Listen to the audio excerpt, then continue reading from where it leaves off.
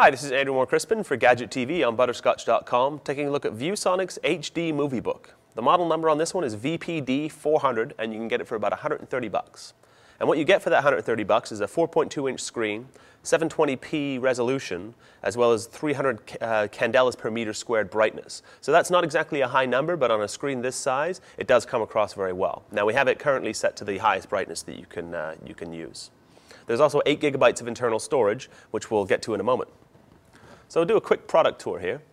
We see on the top of the device, this is where you'll actually control and move through your media and the menu systems. So it's not a touch screen, which you kind of want to touch it, but it is not a touch screen. You have to use these buttons here to navigate.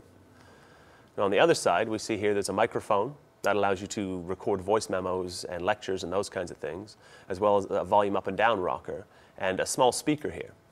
Now this is an HD TV port as well as a headphone port. We'll get to the HD TV port in a moment. Now if you look on the bottom of the device, you see here this is an infrared receiver. We'll talk about that in a second too, as well as just a simple on-off switch. And on the other side we have a micro SD card in, the other speaker, as well as a mini B USB and the DC in here. So we mentioned the IR port. It does come with this simple remote control in the box. So if we put it down here, we can actually navigate through the menu systems. So we'll have a look on our local disk. There's 8 gigabytes of storage, like we mentioned. So we can have a look at some movies that we have in here. Now it also shows up, when you plug it into your computer, it just shows up as a standard USB mass storage device, and you can just drag and drop your files on there. We'll put a full list of all the file formats that are supported. Notably missing is DivX, but that's okay. So we can see here, this is an episode of Gadget TV. This is a WMV episode of Gadget TV. So we can just play that here. We'll restart the video. So we can see here, you have several options for how you want to play your videos. So if you have a series of clips, you can just you can play it once, repeat the one, repeat a playlist, and those kinds of things. So you can see here the quality is reasonably good. Any artifacting you see is a result of the WMV show container type. So now we'll go back to the menu system, and we'll look at an MOV of another episode of Gadget TV that we shot.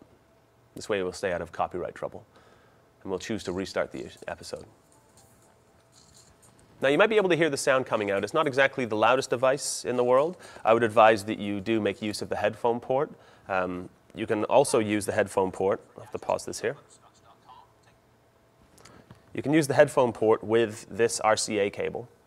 So this is 3.5 millimeter audio to RCA. Now also included in the box is this composite cable, which uses the HD TV port that we mentioned previously. So you plug this end into your player, and you plug these 3 composites into your HD TV. And that'll allow you to output at 720p resolution. Now you will need to use both of these cables in conjunction, so you'll have this one plugged in and this one plugged in order to get video and sound coming out to your HD TV. Now the fundamental issue we found with this device is a slow transfer speed. We found it looks to be about 2 megabytes a second, so a 700 megabyte file took almost 6 minutes to transfer on our MacBook. Now, we did mention the micro SD card slot on the side. If you have an existing micro SD card, say an 8 or 16 gigabyte card, you'll probably find it a lot easier just to throw your videos onto that card and plug them into the device and play them that way, because that way you'll get a much faster transfer speed.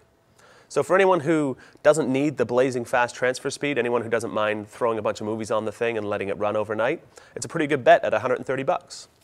So that's a quick look at ViewSonic's HD MovieBook VPD400.